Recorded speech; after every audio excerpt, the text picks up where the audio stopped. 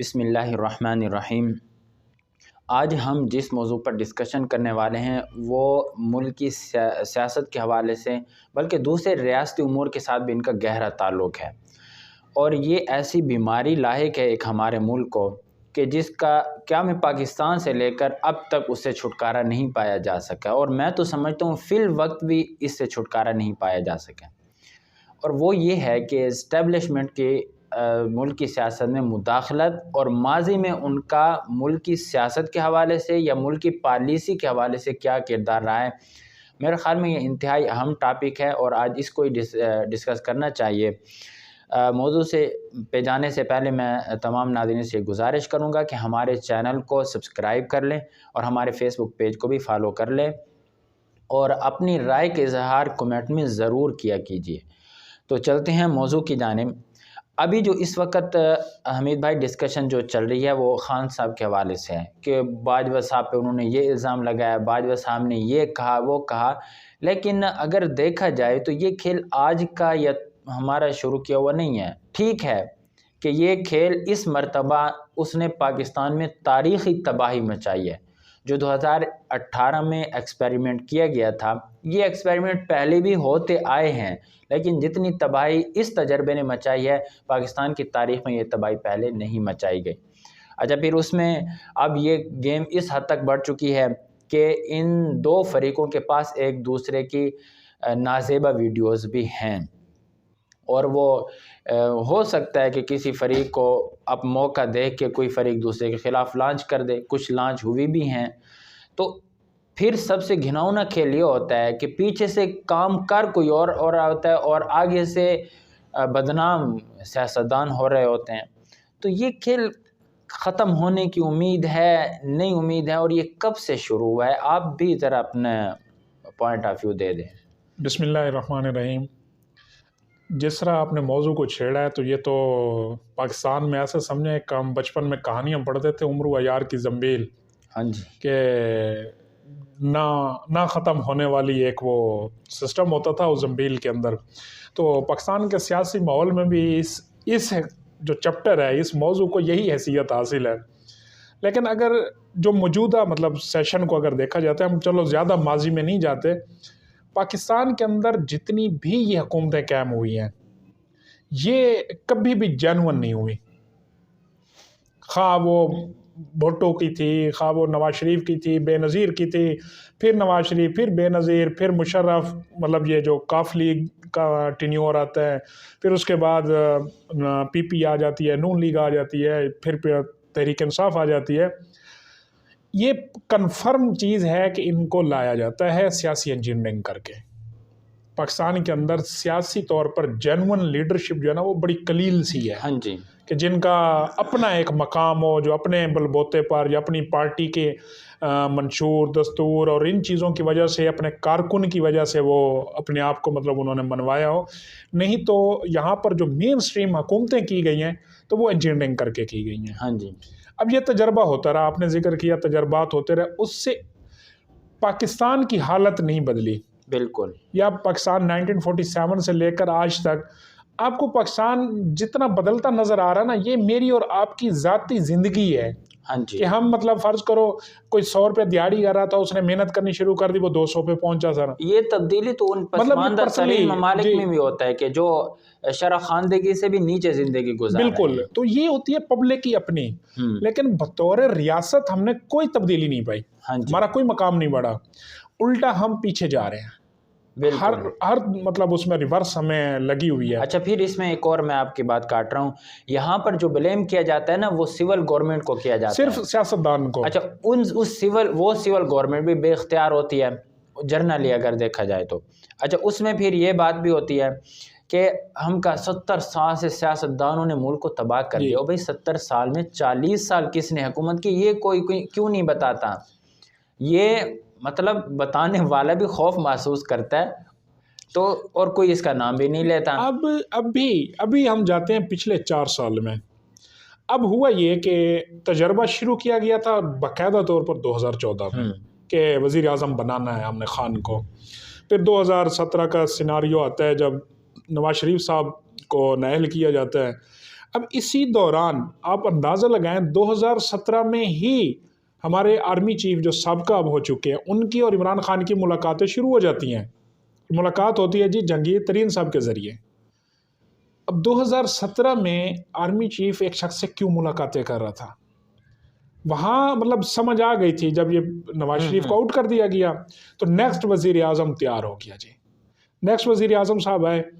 अब जब नेक्स्ट वज़ीर आज़म साहब आए तो ये बिल टोटली कैप्चर्ड थे। अब वो खुद इकरार कर रहे हैं कि मैं तो बिल्कुल डमी वज़ीर आज़म था, मेरा तो कोई इख्तियार नहीं था, इवन के वो मतलब अपनी FIR तक भी नहीं करा सकते।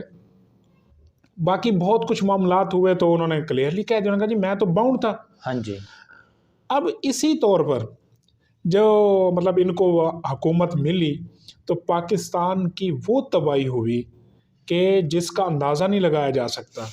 इस वक्त जो सूरत हाल है, जो आम पाकिस्तानी, जो आम शहरी भुगत रहा है, ये अब पिछले 68 साल या 70 साल और ये वाले 4 साल, ये इंतहा मतलब अब सूरत हाल हो गई। हाँ जी। और इसमें कुछ सियासतदान जो बड़े सियासतदान वो उस टाइम कह रहे थे कि पाकिस्तान इस नहज पर पहुंच जाएगा जो सूरत हाल है, जिस तरह की आप लोगों ने इंजीनियरिंग की, जिस तरह का तजर्बा अब किया है, तो पाकिस्तान को तो कोई मतलब यहाँ हुकूमत करने को तैयार नहीं होगा। हाँ जी।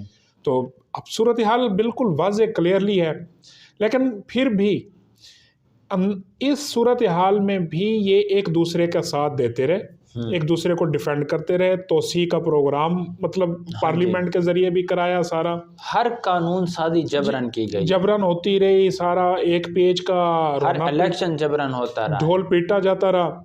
लेकिन फिर एक मामला आता है, वो मामला ये है कि जी एक तरफ से अब ये इल्ज़ाम किया गया कि जी एक्सटेंशन का मुतालबा किया गया, दूसरी तरफ से ये किया गया कि जी मुझे एक्सटेंशन ऑफर की गई। हाँ जी। मतलब गेम फिर भी देखें वहीं ब्लेम गेम वहीं खड़ी है। लेकिन इस दौरान कुछ सियासतदानों ने जो PDM की शक्ल में या उसमें उन्होंने कुछ रास्ता निकाला कि क्यों ना सियासी तौर पर इस चीज़ को, अब ये रिसेंट मतलब हमारे मोस्ट सीनियर कॉलमिस्ट हैं जावेद चौधरी साहब, उनके उसमें भी कि इन्होंने ये तय किया कि हम जो है ना सियासी तौर पर इस चीज़ को टैकल करेंगे। सियासी जलसे जुलूस मार्च सारा कुछ होता रहा। अब जब अदम एतमाद आती है तो उसमें भी बुलाया जाता है इस क़यादत को जो एंटी मतलब वो थे नहीं कि जी आप पीछे हट जाएं। तो वहाँ बिलावल भुट्टो, मौलाना फजल रहमान, आसिफ अली जरदारी, शहबाज शरीफ, इन्होंने मतलब इनकार कर दिया। लेकिन शहबाज शरीफ थोड़ा बहुत डामाडोल सिचुएशन में थे कि किसी तरह मसलियात करें। लेकिन बिलावल भुट्टो और मौलाना फजल रहमान ने बड़ा सख्त मौक़िफ़ इख्तियार किया। उन्होंने कहा अच्छा जो करना है आप कर लेना, अदम एतमाद अब वापस नहीं जाएगी। अदम एतमाद आकर सक्सेसफुल हो गई। अब इस दौरान में आप ये अंदाज़ा लगाएं कि ये तो थी ना बड़ी कुव्वत, दरमियान में बुशरा बीबी, हाँ जी, वो किस हद तक इफ़ेक्टिव थी कि इमरान खान साहब लाहौर में ये फैसला करके उठते हैं कि CM जो है CM वो अलीम खान को लगाया जाएगा CM पंजाब। और ये जनरल बाजवा साहब की रिक्वेस्ट थी कि आप किसी अमीर आदमी को सूबा दें। तो लेकिन फवाद चौधरी साहब वहाँ कहते हैं कि नहीं, ये जो है ना आप इस तरह करें कि अभी ना करें फैसला, क्विकली मतलब ये चीज़ रिस्पॉन्ड ना करें, तो ये कल कर लेंगे। इस दौरान खान साहब घर जाते हैं, तो घर जाकर मामला ये आता है कि जी वो चेंज हो जाता है सिस्टम ही। उनका जी अगर आपने अलीम खान को वज़ीर आला बनाया तो ये तो आप पर क़यामत टूट पड़ेगी, आप अपनी शेरवानी का भी ख़तरा रखें। मतलब जादू जिन्नात की बात हो रही है कि मैं सितारों में आ रहा मुल्क की तकदीर के फैसले ख्वाबों में हो रहे हैं। जी मुझे ख्वाब आया कि अगर अलीम खान मतलब वज़ीर आला बनते हैं। ये चीज़ अलीम खान ने उस टाइम भी कहा, उसने कहा कि मेरे पास आपका इतना कुछ है ना, और अगर मैंने मुंह खोल दिया तो आप मुंह दिखाने लायक नहीं रहोगे। पर सिस्टम चला, उसको नैब की वो भी भुगतनी पड़ी सारी। ओन चौधरी साहब को वज़ीर आज़म की तकरीब हलफ बर्दारी में नहीं जाने दिया गया, और कहा यह गया इसलिए रोक दिया गया जी, मैसेज दिया गया कि बुशरा बीबी को ख्वाब आया और वो कह रही हैं कि अगर ओन चौधरी आज शरीक हुए तो खान साहब की ये जो तकरीब है ये मतलब ख़तरे में पड़ सकती है। तो आप मतलब नहीं तो वो अब इस सिस्टम पे पहुंच के आप देखें क्या हो रहा था। और ये शख्स इस तोहम परस्ती और इस जादू उसके हिसाब से वो वज़ीर आज़म बन गए। अब हम रोज़ देखते हैं ना जी, कहते हैं जी फ़लाँ मुल्क तरक्की कर रहा है, फ़लाँ की जीडीपी बढ़ रही है, फ़लाँ मुल्क जो है वो आवाम को सहूलियात दे रहे हैं, यूरोप ऐसे बन गया, बांग्लादेश जो हमारे साथ से उसका सकूत हुआ है, वो देख लें, इंडिया को देख लें, इस टाइम वो 5वीं बड़ी मईशत है। हाँ जी।